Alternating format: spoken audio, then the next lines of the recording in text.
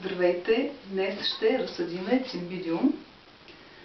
Преди, може би един месец, закупих 2 цимбидиума от собственик, който сам се отглежда растението, разсажда го, го продава. Ето първият, който е разсъден. Изглежда добре, листата са му добре, за сега се развива добре. Другият го запазих, за да може да го разсъдиме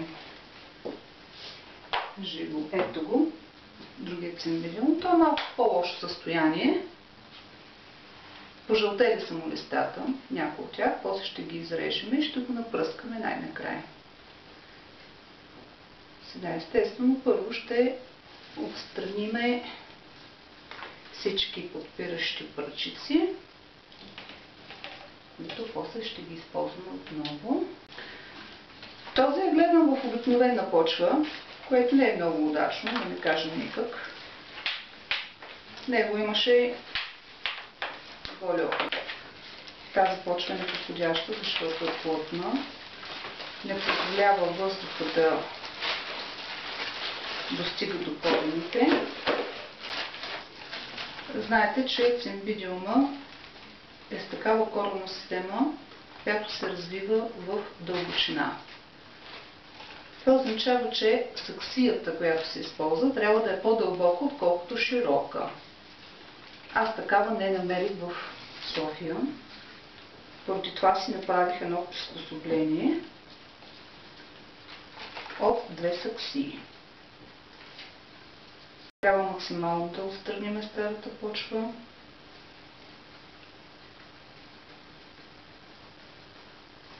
И за да нямаме проблем, съм приготвила един разтвор, в който има дезинфекциращо средство, обеззаразител. Ето го тук. Ще накиснем растението в обеззаразителя. Как приготвих саксиите? 2 саксии сложени една в друга, като долната е по-малка, отколкото горната. И съответно на горната е изрязано дъното. Така се получава саксия по-висока, отколкото широка, за да има възможност коренището на цимбидиума да се развива надолу.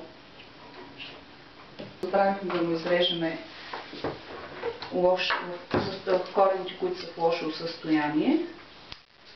Ще го направим в момента и пак ще го върнем за малко. Но където са прекъснати, мисля, че спокойно някои от тях мога да ги отрежа.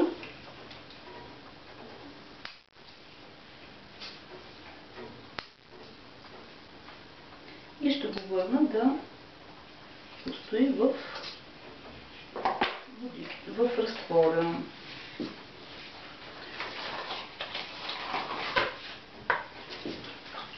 Предпочитам да ползвате ръкавици, защото никой не знае как ще се отрази на човешката кожа тези препарати, как ще се отразят. Така нашия цимбидиум изглежда по този начин. Има доста коренчета, които са в добро състояние. Хубаво е да се отделят бублите, които нямат листа или са изгнили. В случаето тази тук ще трябва да я махна.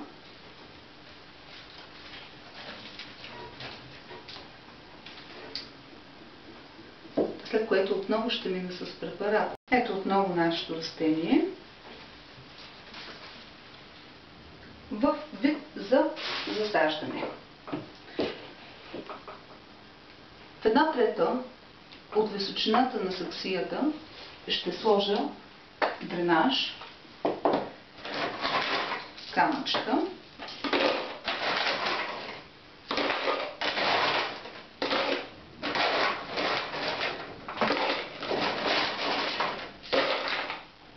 Това в моя случай е долу-горе долната част на долната саксия, както се вижда. Почва за орхидеи.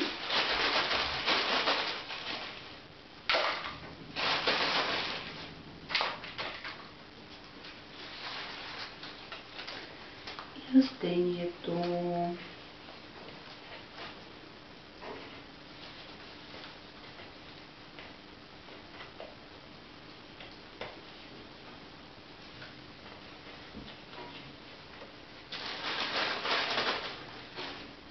Важното при цимбидиума е да бъде засаден точно такава височина, при която булбите да граничат с пръста. Не трябва да бъдат по-дълбоко засадени, защото ще изгният. Или по-скоро има опасност да изгният. Насипваме пръст за орхидеи.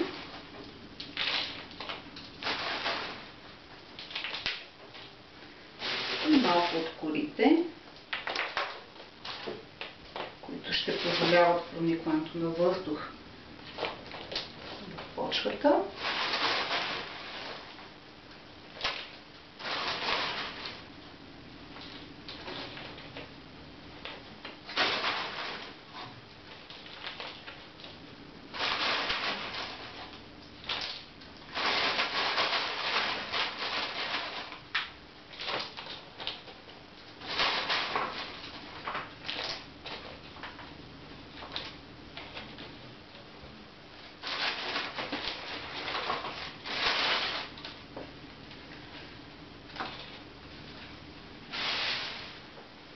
Така, сега, след като засадихме цимбидиума, така че горната част на растението да граничи с края на почвата, ще сложим подпирачки. Ще сложим пръчки за подпиране на растението. Виждате, че някои от тези листенца не са в добро състояние. Заради това ще ги отрежа. Сега не мога да преценя дали е червено паяче причината за вида им, или защото е пречупено, или пък някакви други твари от типа на листни въшки. Но определено има някакъв проблем, защото и по другите листа започна да се оформят петънца. Заради това и ще го напръскаме с препарат за листни въшки. Ако нямам подобрение, ще взема препарат за акари или червени паечета. Това е от мене. Повече информация за разсаждането можете да намерите на orchidei.eu.